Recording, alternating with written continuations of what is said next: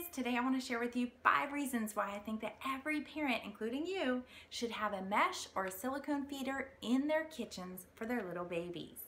I'm Rachel Coley. I'm the pediatric occupational therapist, mama of 3, and total child development nerd behind CanDoKiddo.com.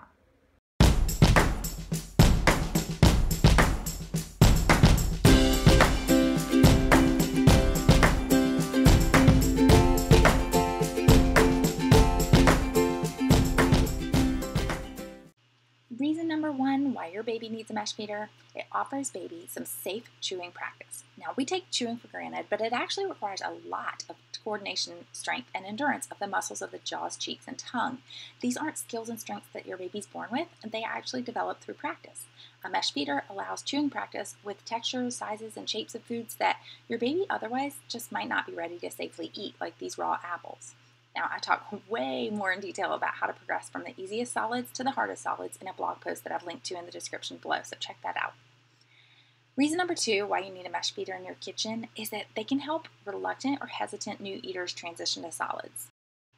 One of the big reasons why some babies avoid transitioning to solids is that they don't yet have the oral motor coordination skills or mouth skills for solids to really feel safe. When your baby can't control yet where the food is in her mouth, it can get too far back on her tongue before it's thoroughly chewed or before it's gathered into a bolus, which is a fancy word for a ready-to-swallow food blob. Ooh. And this will often trigger a gag, sometimes a refusal or avoidance of the food or the texture.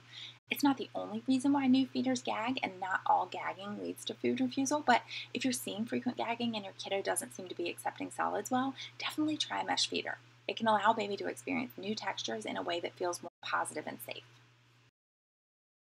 All right, reason number 3 why I recommend all babies have a mesh feeder is that it supports independent self-feeding skills. It offers baby an easy-to-grasp handle that requires less motor coordination than a spoon or finger feeding, and it's also sort of like a cross between a teether toy and a feeding tool, and most babies love that and are willing to grab it. It's also less messy than finger feeding, and that helps some babies who don't like the sensory challenges of getting messy, or parents who don't like the sensory challenges of a messy meal. I've seen a mesh feeder offer a nice beginner step for kids who are resistant to feeding themselves, and so here you see me offer the mesh feeder at the beginning of the meal, and then I dip it in the pureed food and let baby chow down, and then I transition her onto a spoon dipped in the same puree. This is all within the same meal, and what do you know? She picks it up and tastes it, just like she's been doing with the mesh feeder. So if you're curious to know more about how to help your baby feed himself or herself, I've linked to a blog post in the description below as well. Reason number 4 why mesh feeders are awesome for babies is that they're perfect for easing the discomfort of teething. For a baby who hasn't yet started solids, like this 3-month-old, you can simply fill the mesh feeder with ice, frozen breast milk, or formula. For an older baby who's starting to eat solids, frozen fruit is also a perfect mesh feeder filler for sore gums. Finally, reason number 5 why every parent needs a mesh feeder.